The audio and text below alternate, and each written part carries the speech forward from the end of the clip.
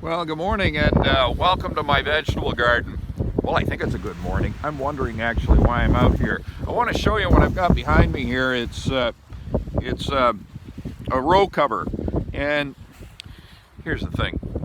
It's not meant to heat up the seeds that are underneath it, and I have sown some seeds underneath here, but it's meant to protect them from frost and to intensify the heat of the sun on a normal day. Today it's below freezing, it's snowing, and it's pretty darn windy. So I'm going to go inside the greenhouse to just explain to you and introduce you to some seeds that you can plant this time of year directly in the ground out of doors. So just bear with me for a sec. Do you like my potting shed? This is my potting shed, and here I am in the greenhouse, and this is so nice. What can you sow outdoors directly in the soil when there's still the threat of frost, when there's still snow, like today? Corn, carrots. Certainly not corn. Corn would be the last thing you plant.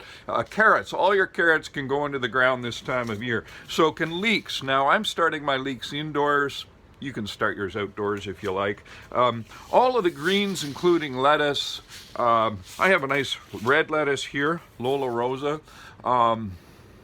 Green lettuce, head lettuce, leaf lettuce, but especially the leaf lettuce this time of year. And beets. You can plant beets this time of year. No amount of frost is going to bother them. And you see, the point is, all of these plants that I'm talking about, all of these seeds are frost tolerant. So after they've germinated, they will take a little bit of frost. They'll take the wind. They'll take those cold Canadian temperatures.